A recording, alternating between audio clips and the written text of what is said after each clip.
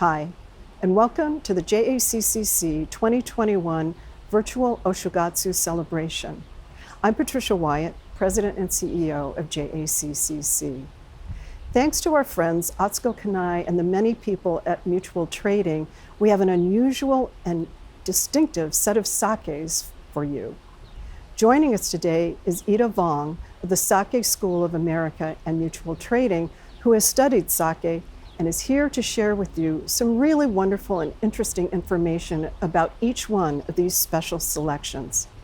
Eda will share with you the provenance of these sakes, what you might pair it with, and some interesting information that will help demystify the world of sake. We hope you'll enjoy them all. Thank you so much for joining us. Hi, everyone. And Pat, thank you very much for the wonderful introduction. I'm Jane Matsumoto from JACCC's Toshizo Watanabe Culinary Cultural Center. And we're so privileged today to have Atsuko Kanai, Executive Vice President of Mutual Trading. She's also the President of Sake School of America. And with her is Eda Vong, and she is a sake specialist. She is actually certified as an international sake sommelier. And they have joined us today to introduce us to all the sakes that are available for sale right now as our special fundraiser for Oshogatsu. And they're going to tell us all the features, as Pat mentioned. So take it away, Eda. What are we doing today? What are we starting with today? So thank you, Jane, first of all. But we actually have 6 amazing sake to go through today, all from different prefectures. They all have something different to offer. And we're going to be starting with the Hyakumoku Alt3. So this one right here. So Hyakumoku actually means 100 silences. But as my boss, Toshio Ueno, he likes to say that it's so good, you don't need to say a word. Mm-hmm. So let's start off with this, Hyakumoku Alt3.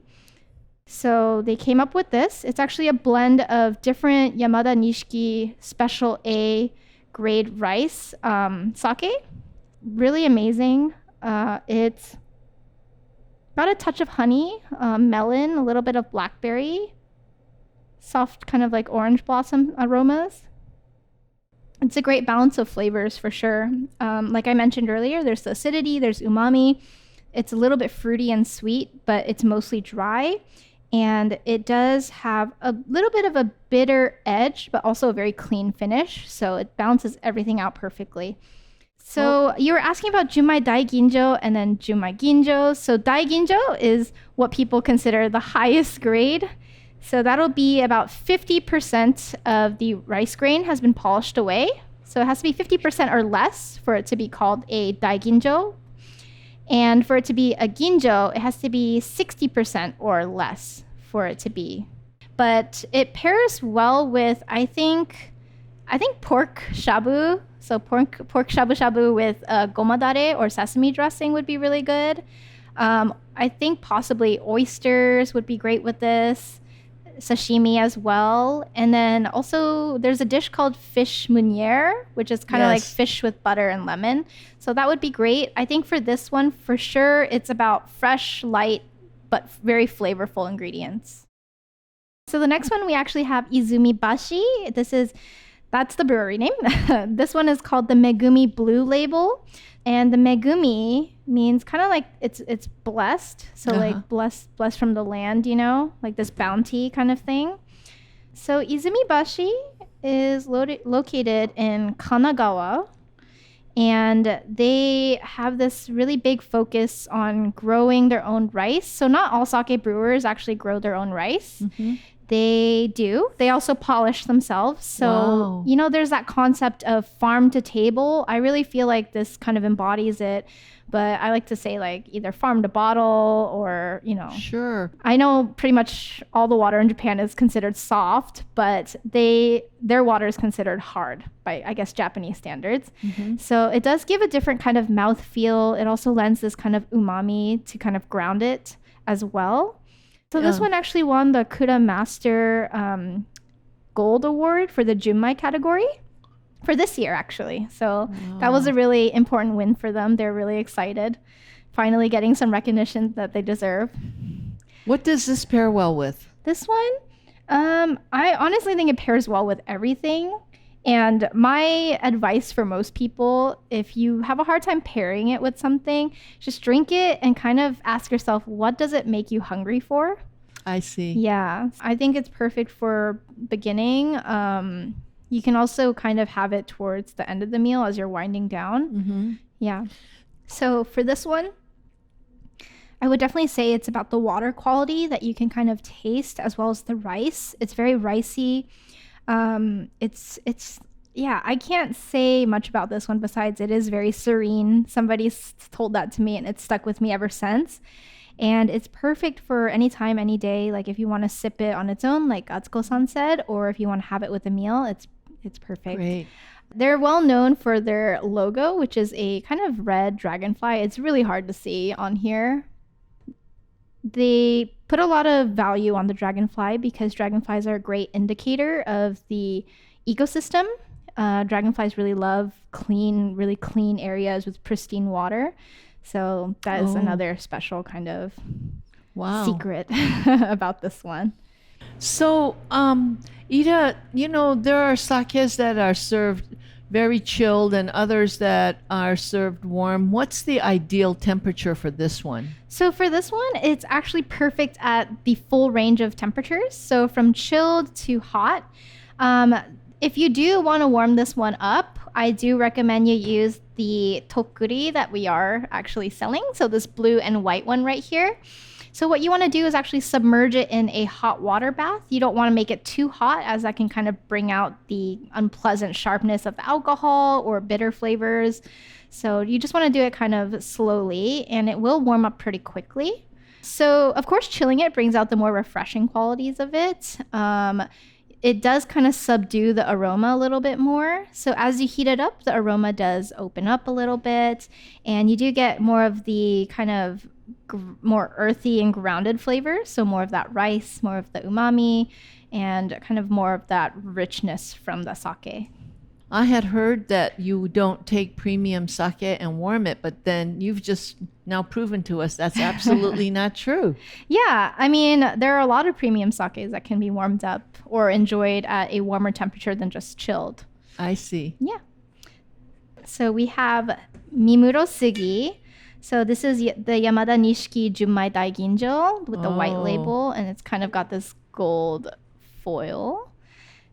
It is gorgeous, but it's also rich in history, which I love. I love telling the stories that these sake breweries have sometimes.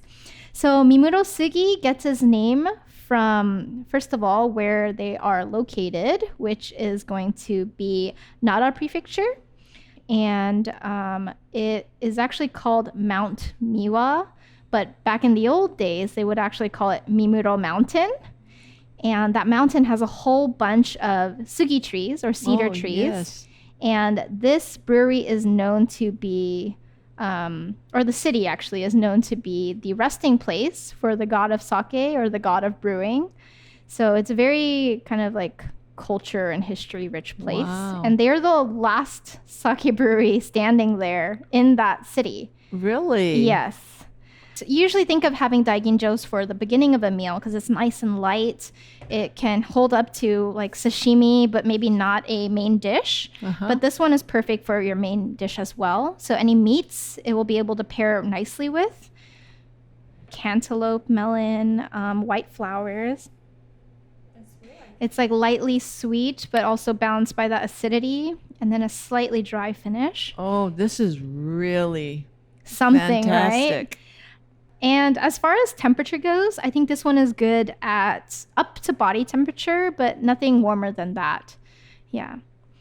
So next up, we have Zaku. So Zaku is a Jumbai Daigenjo.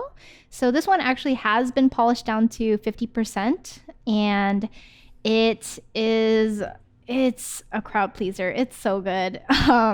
It's also made with 100% Okayama Asahi rice. So that is where you're getting the fruitiness from this one. The fruitiness comes from both the polish ratio and the rice, I believe. And also yeast plays a very big part in the aroma as well. So it can be pasteurized twice. It could be pasteurized once, or it could just be completely unpasteurized. So that's a true namazake, or, a raw sake. And there are 2 separate times that you can pasteurize it. So once before bottling or once after bottling, or both. Oh, I see. Yeah, or none. The smell, the aroma of this one is definitely what sets it apart. Yes. So for this one, I get a lot of tropical notes. Yes. A lot of like pear, pineapple, orange, a little bit of like lychee. Oh, yes. Again, more orange blossoms and white flowers. Maybe violets. Like slightly sweet and like juicy, very flavorful for a Jumbai Daigenjo, but it's also quite clean.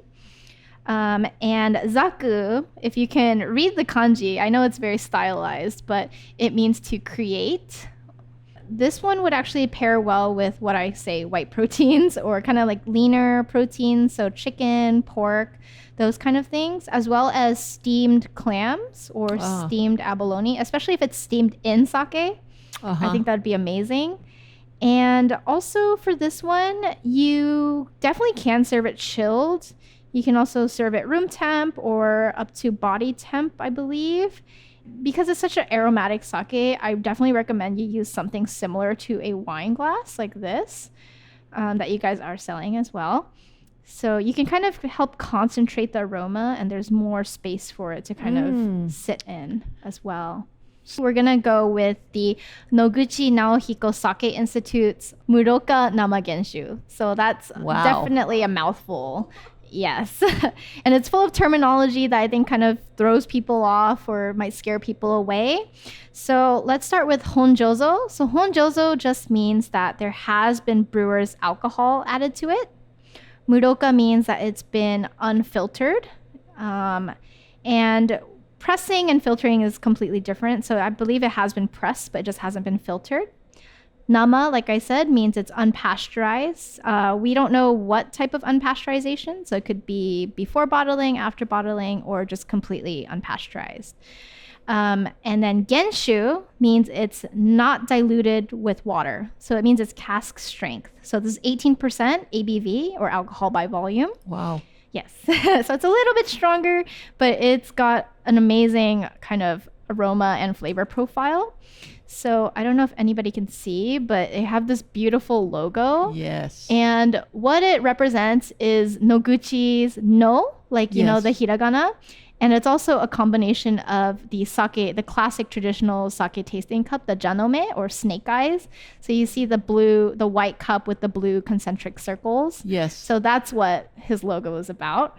But you can also see this, their logo is on the cap as well. So this is a very nice quality bottle. Everything just screams like high quality. And yes, so that's from the unpasteurization. So Noguchi Naohiko is actually considered the god of sake brewing or the god of sake. And I know we talked about the god of sake and sake brewing earlier with this one, but he's like personified, you know. So he's been at it for, I believe, 70 years or so. Wow. Yeah. And he finally opened up his own brewery, the Sake Institute. So Noguchi Naohiko Sake Institute in November 2017. So I do get a lot of juicy fruits like peach and plum, but you also get some earthy notes like mushroom, wet leaves, a little bit of mint mixed in. It does have this kind of almond scent to it. It actually kind of reminds me of like ham and prosciutto. So I would definitely pair that with this. I would also love this with like cleaner, like fancier cuts of meat, like prime rib, something like that. Something that complements it but doesn't distract from it too much. And you're getting so much flavor because, again, it's not filtered, it's not pasteurized, it's also not diluted by water. There is a little bit of alcohol added to it, I think, to lighten it up a little. But it's It smells amazing. And then once it hits the palate, I think the more savory notes come out. Like you get pine nuts, almond, kind of more of the lactic notes come out from it. So kind of like yogurty. This is perfect for those who really want to taste some history before,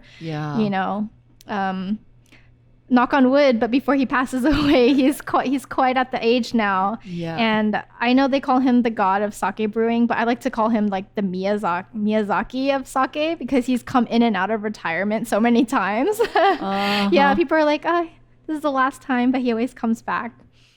And I think we're working on getting more from this brewery as well. So in the future, we'll be carrying those. So our very last one is one from Oze no Yukidoke. It's actually called Oze Rosé. So it's very much like a rosé wine. The color is spectacular. It's gorgeous. It's hard to see, but there you go. So this is actually a very special sake. It's very difficult to create. And it's actually a Jumbai Daigenjo. So it has been polished to at least 50%. What gives it the red color or the pink color? So there are some sakes that do it with special colored rice, but this one is made with red yeast, which is notoriously difficult to work with. And it's even more difficult to create this because Jumbai Daigenjos are also kind of delicate and very difficult to make as well. It smells a lot like wine, wouldn't you agree?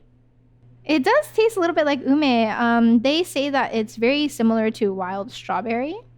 I was going to say I would pair this with a soft cheese. A brie or a camembert. Absolutely. I can also see this being strangely good with cheesecake. Yeah, so sake is not just for savory things. You could definitely have it with sweets. A very kind of good sake pairing would be with cheese, like you said. Not many people think about that. As well as burgers. Maybe not this one for burgers, but burgers also pair well with sake. You just got to find the right one. So the Oze Rosé, you do get like a lot of sweetness, but there's also this perfect acidity that helps balance it out. Yeah, I think this is perfect for like when you're having brunch, like on the weekends, and you just want to have a drink before you guys dive into your food. Yeah. Yes. So, and it's beautiful. I think you can definitely probably do some mixed drinks with this. Really? It'll come out very beautiful. Yeah, especially with citrus maybe and berries. Oze no Yukidoke, they are located in Gunma Prefecture. Gunma. And yes, so they usually do make sake, and then on their off season, they do make beer as well. Yes. Once you open it, I would like to say for this kind of bottle, the 720 milliliter, try to drink it within the week, if not a month. Yes, a week is optimal, but you can keep it up to a month. And just to let you know, this one is 12% alcohol by volume, so it's a little bit lower, but that's because they had to stop the fermentation process a little bit earlier. So more of the sugars are left and less alcohol is created. This brings to an end our wonderful pairing that we've had, tasting that we've had tonight. Initially, we had hoped that we would have guests. In fact, these trays were set out to invite several people to try these with us, but because of the circumstances with this pandemic, we, for the safety of everyone, decided that we would present this tasting to you in this way. So thank you for joining us. We hope that you were able to learn a lot and that you're encouraged to go online and order some exquisite, rare, hard to source wines that you would ordinarily not likely get your hands on.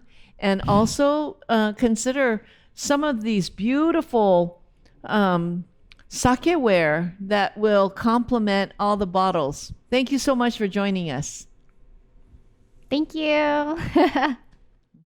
Okay, now let's talk about some of the barware we have here featured today. 6 of these are earthenware. They're from the area of Gifu Prefecture in Gifu. This one looks very handmade. It's like a twisted kind of a contoured glass. These two I wanted to talk about because sake isn't something that you have to dress up and have prime rib or duck or something fancy. It should be casual. You come home, you open a bottle, pour yourself a little drink, and while you're cooking, you're drinking. So that's my lifestyle of cooking and enjoying sake at home with snacks, casually, not fancy food, just ordinary food that you would have every day. I had soba yesterday and I had sake. Thank you. Enjoy.